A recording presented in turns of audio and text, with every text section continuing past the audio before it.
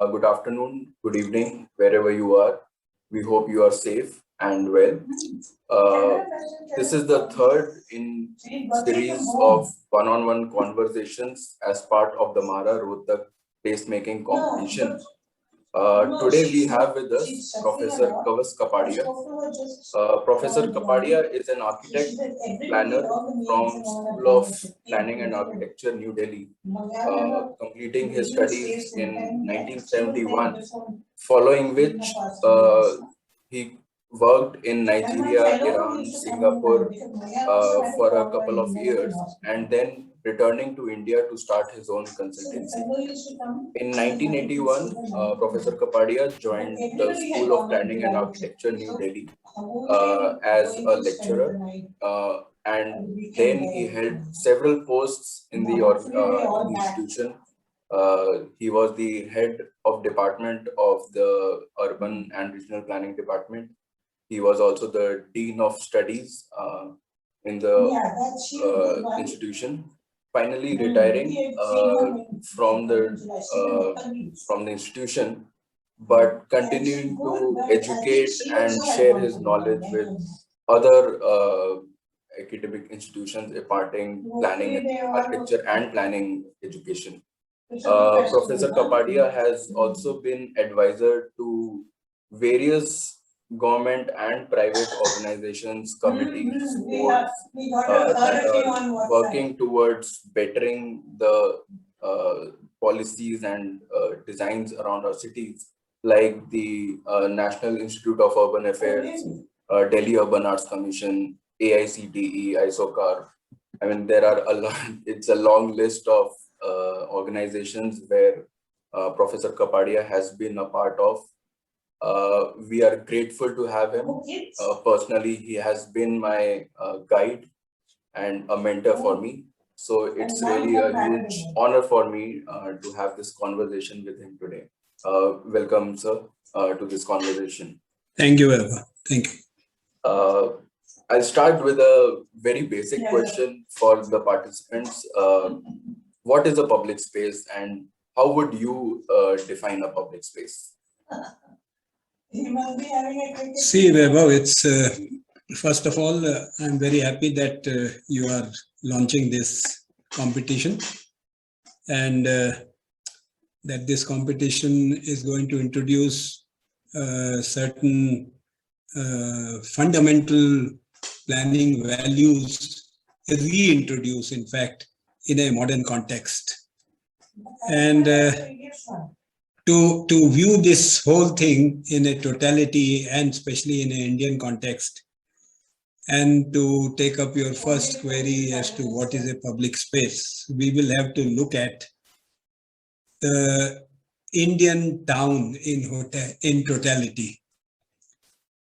You see, a traditional Indian town, a traditional Indian city, we all know, we grow up, we architects and planners and all the other people who have spent their time or lifetime in smaller cities and towns, we all know that our towns and cities have distinct areas.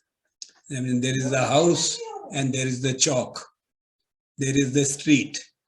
There are lots of the whole social life in India is compartmentalized into sections which are public and private.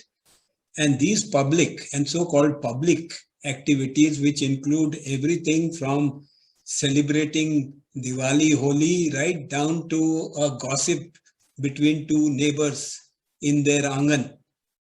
So this entire gamut of activities takes place in an area which is a common area. Traditionally, these common areas used to be the extension of the private areas. The house had a courtyard, which was a private area. And the moment you came out onto the street, you were into a public area. And these public spaces were everybody's spaces. These spaces had certain characteristics. These spaces were supposed to be shared by everybody. It was something that was looked after by everybody. It was like the social eyes on the street, whatever happened here was everybody's business. You felt safe being here. In smaller places, you still hear that one feels safe walking in the streets even late at night. Now, what happens is that with urbanization, as cities grow, as the city sizes grow, these values, they undergo a change. Some of them, they even get diluted. And the public spaces, as we understand in a large city, they become some very highly formalized public spaces, where on the plan it is written, okay, this is a public park, and that these streets are private streets, and the distinction between private and public, which in a small town is very fuzzy, in a large city it becomes very clear cut. Now, when it becomes very clear cut, and in a large city, the public space is often seen as a space that does not belong to the person concerned himself. He thinks it's a government space. This space is supposed to belong to the government, and it's supposed to be looked after by the government. A simple example I'll give you, that if you are in a small town and if you are having a chaat or a daiballa, and you will think twice before throwing the patta right there in the street, because somebody or the other would be watching. But in a large city, you don't think twice before littering the place, throwing your cigarette butts, doing any kind of a harm, plucking a flower, or breaking a small plantel, or ruining a public furniture. So that mentality is, why I'm bringing this up is for a very simple reason, that as the city grows, and Rohtak, you selected a very good example, I must say. It's neither a village nor it's a large city. It's a small town. It's just about 3.5 lakhs, 4 lakhs. And at this point, it becomes very essential in India to impart some kind of a public awareness. You see, public awareness in India is absolutely missing. I'm sorry to say that. And there are some people who take pride in displaying their ignorance. And this public ignorance shows not only in the abuse of public spaces. We have just been through COVID, and you have heard stories about how people resist getting a COVID shot by having their own theories. This was the case when you were asked to wear helmets to ride on the motorcycle. People wear helmets as if they are doing you a favor. That finally wearing a helmet is a favor to the police. Like driving within the speed limit is a favor to the government. Paying income tax is a favor I'm doing. So there are these areas which are very highly confused and mixed up. So I think public spaces basically are those spaces which are public areas, truly public areas. They belong to the public, and the public must feel that they belong to the public. And if not, I think we have to inculcate that feel. And once that feeling is inculcated, then I think the public areas become truly public areas. All right. Thank you, sir. Okay, so do these public spaces play any role in social and or economic development of a region? And Absolutely. if yes, how? Absolutely, absolutely. You see, the thing is that, again, as I said, as the city grows bigger and bigger, the whole character of this public area changes. We in India as planners also understand one thing, that as the city grows bigger and bigger, the public spaces, public areas, which includes gardens, parks, streets, squares, they become proportionately less. The density of accommodation begins to go higher and higher. If you take cities like Delhi and Mumbai, where the density goes to almost 300, 400 persons per hectare, the proportionate the availability of public area becomes lesser and lesser. Hence, our streets, our bazaars, our chalks become more and more crowded. Now, it becomes even more important for us to make sure that these areas are properly looked after. Unfortunately, also in our country, public areas are usually considered to be leftover areas. There is some kind of a mismatch where you think that we all know, living in places like Delhi, Mumbai, Calcutta, streets are dug up, sidewalks are misused for months together. A road is under construction for months together. People are inconvenienced. Nobody bothers about it. And people park on the road. And if you say anything to anybody, the person will tell you, नाराज क्यों होता है? रास्ता तो छोड़ा है तेरे लिए गाड़ी जाने के लिए. So, these things tell a story.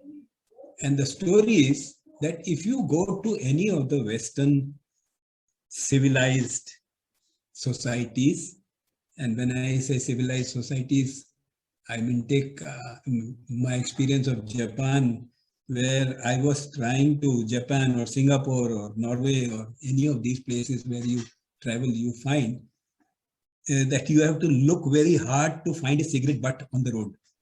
It's not very difficult to smoke a cigarette and throw a butt on the road. Anybody can do it. But why don't they do it? In Japan, I found that people did not even cross a road if there was no traffic on the road until the road light turned green. And I was telling myself, okay, what is it that makes these people behave in this strange manner? For me, it was very strange because here we cross the road, we ask the traffic to stop, no matter what the light is saying. So public spaces tell a lot about the social maturity of the people concerned. And this social maturity is something that shapes our lives. It shapes our political system, it shapes our social system, it shapes the way we think, we live, and it actually contributes to a position of the country in the world. You will remember, I always used to tell my students that if you start coming in time in my class, you will be contributing to developing the country. You won't do me a favor.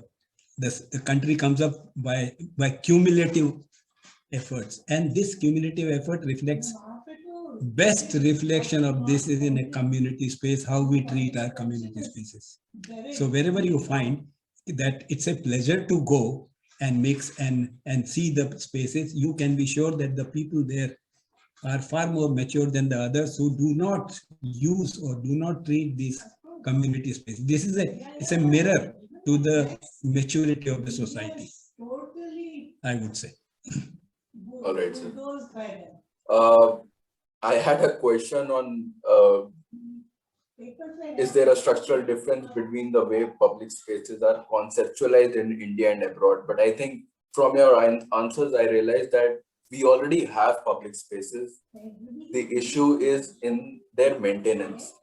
And maintenance with is that, a very big problem. Yes, with that, I would maybe rephrase my question. What kind of policy interventions do you think are needed to maintain or improve our public spaces? Sort of comparing between how maybe Western civilized countries are maintaining and how we are maintaining. Is there any policy intervention that is needed? Design is one thing, but design. Yes, design is one thing, but yes. through policy, is there anything that we should look into, our legislation should look into, so that these public spaces are better maintained? So I really don't think that we need any new laws or rules. See, let me again give you a very fundamental example of India only. Surat was supposed to be a very mediocre or dirty place before the plague hit Surat. This was almost 20 years ago, 25 years ago. You must be a kid then. There was a big plague and many people died. and there was a sheer panic. And this happened because of the combination of several things. One of them was the dirt and filth on the roads and in public areas, and also because of several other reasons. So the administrator at that time, some commissioner who was given the job of cleaning up, he took it upon himself. I'll just switch on my.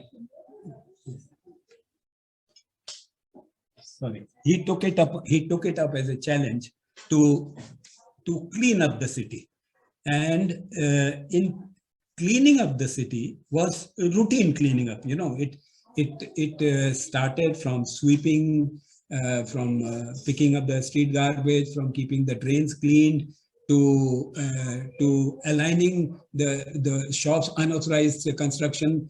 And it seems that the people were so shaken up by the deaths and by the disaster that they actually came forward and they said, don't worry, we will demolish whatever we have extended by our own selves.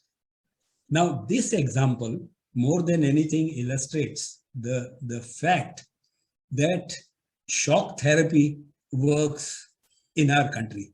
But should it work like that all the time? No. A matured society is the one that understands what is right and what is wrong. So there is one, basically all the municipal corporations, all the local authorities, whosoever is responsible, they are mandated to do a basic maintenance. Of course, in design input also plays a very important role, because when people begin to see that design makes their life comfortable, then there is some kind of a ownership of the furniture and the other elements that come in. There is a sense of pride that comes in. Indore has been declared as the cleanest city now for 2 or 3 years, and I know that the residents feel a sense of pride. You know, it is like हमारे athlete ने gold medal तो नहीं जीता, लेकिन हमारी city तो cleanest city है 3 साल से. You know, there is a cumulative sense of pride that comes in, and this has to be cultivated. And this is a two-way street. It is, you cannot depend upon the municipal corporation to do it. The people have to be matured enough to do it, and that is the reason why I think this competition is very important, because it is actually focusing and targeting on a very important aspect of the transition of a city from a small town to a metropolis, and that is the traffic. And in our country, where we know that a large base of the population is still riding two-wheelers. Of course, there are car owners, and there are irresponsible car owners, as there are irresponsible motorcycle owners. And of course, youth being what youth is all over the world, there is always a carelessness on the road. So I think that understanding that starting from the helmet to safe driving is an integral part of life. And safe driving is like having your vaccination for COVID. It is not for yourself. It is for the next person. It is for the life, for your family, of the other person. So I think it's a mutual agreement.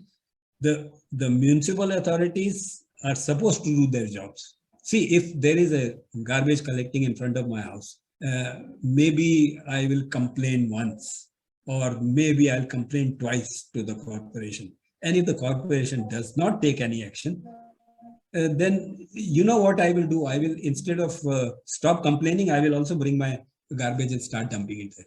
So it sort of grows in a spiral. The pride in a city also goes in a spiral, and the condemnation also grows in a spiral. So it's a two-way street. I think there are enough rules. The authorities are matured enough to understand what is their responsibility, and the people ought to be educated. In India, there is tremendous scope for educating people in many, many ways. And this competition is a very good idea to educate the youngsters that, listen, if you want to race your motorcycle, there are areas where you can go and show your skill. there is no need to show it right there in a crowded area, because I was looking at the figures and some 260 deaths in 1 year in a small city like 3.5 lakhs. It's a waste of life. This is a fact that must be brought out and it must be made public. You know, in a place like Delhi, where I'm told 5 to 6 people don't come home every day, when they in the evening they just go and they are dead on the road. This is a very, very big thing. So that way, I think this is a very good effort. Yeah, I think road safety is definitely an issue, especially in the smaller, medium towns. Absolutely. And I think that is why also, so this Mara Rohtak competition is actually part of the larger Safer Mobility for Youth project that WRI India is doing. That's good. And the idea of the project basically is to improve the mobility for the youth, but also to improve their safety on the roads. Mobility and safety are linked. You know, Yes, good sir. design and good awareness is actually linked. If Yes. if the rider feels safe, he will act in a more responsible manner. Sir, you mentioned just I wrote down a couple of keywords. Design input is necessary. The citizens get a sense of ownership and pride. And since we already have a lot of rules in place, do you think participatory planning would be a better way of conceptualizing these public spaces? Because right now, a public space, as you rightly said, it is seen as a government's land, a government's responsibility to develop those places. And the government also takes the issue as such. They take it up as their own land and design and just dump it on the citizens that this is a public space now and use it. But would a participatory planning design exercise be more efficient in having better public spaces? Any day, any day, any day. Wherever in the world there have been participatory approaches to any problem, not only traffic, whether it be water, whether it be environment, whether it be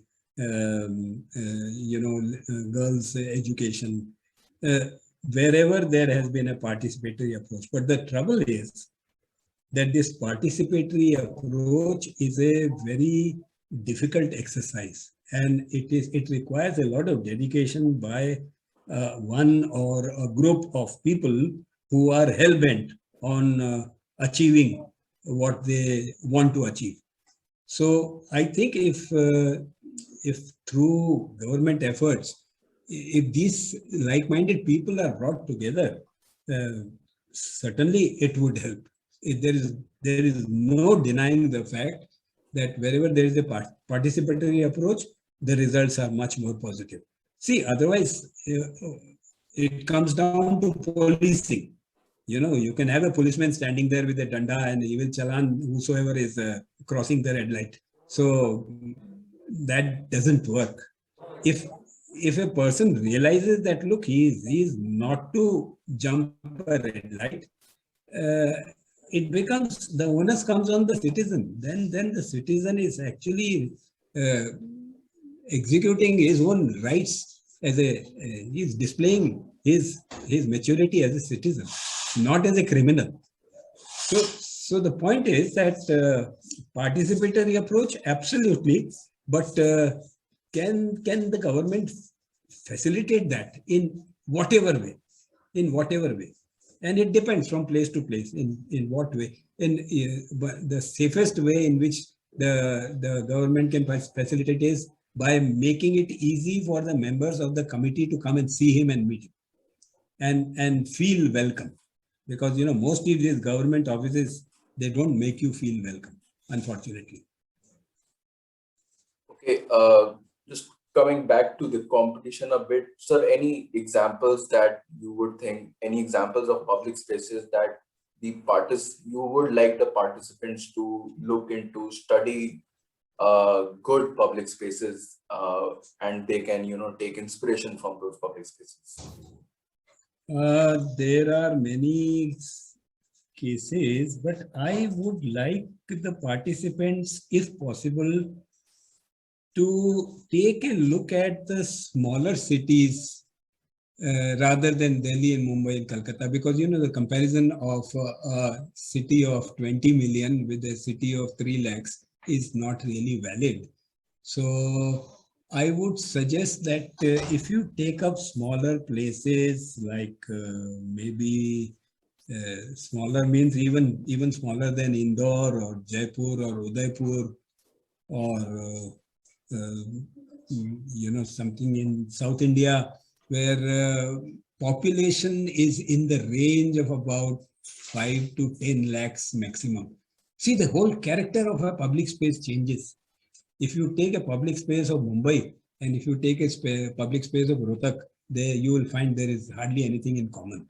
So I wouldn't like to, yes, but one thing is there, human behavior is a common factor throughout the world, not only India. So one can actually, if one is a sensitive designer, one can study as to how a person reacts to certain abnormalities or certain friendly aspects of a public space, and get a feedback from there. So I would say, lots of cities in Rajasthan, Udaipur would be a very good area to study, where lots of common areas in neighborhood areas, even when there are smaller shopping areas, not really the malls and things which are now beginning to come up. So I would advise that try and study a compatible situation as far as possible. All right, just one last question, sir. As a jury member of the competition, what are your expectations from the participants? Well, we would be actually looking for a good idea. Frankly, you have laid out a very elaborate exercise, and I think that if somebody is able to give us a germ of an idea that gives us an impression that this person has understood what is to be provided, because I look upon this as a growing exercise. It is not something that you are going to propose today and it's going to be executed tomorrow and that will be the end of it. I expect that Rohtak is a fast-growing, a dynamic city. There are lots of institutions coming up here, and like the Kota story, or like several other places where traditionally, Vadodara and other which have actually grown as student-centric cities. They have grown because of the institution. Pune itself has hundreds of educational institutions. So tomorrow, Rohtak may become the Pune of Haryana. So I am looking at the idea that if this kind of a approach is taken, then this idea will grow along with the growth of the city. And that would make sure that we inculcate the sense of the ownership of the public spaces, a sense of responsibility in the citizens, a sense of responsibility in the youngsters, and a sense of ownership and some kind of a pride that, listen, we belong to this place and this place is different. It is it's different in so many ways. So I think we are looking for some fresh ideas. To what extent we are successful, that only time will tell. Definitely, sir. Yes. Thank you so much, sir. I hope the participants would find this conversation informative. I personally felt it very informative. Not only your knowledge of the subject matter, but also the small sprinkle of stories every time in the discussion always makes it a pleasure to have any discussion with you. So Thank you, really, thank you for this opportunity, sir, for being a part of the competition. And thank you. Yes, Thank you so much, everyone, for joining in. And we hope to get good submissions, good ideas from you. And best of luck for the competition. Thank you.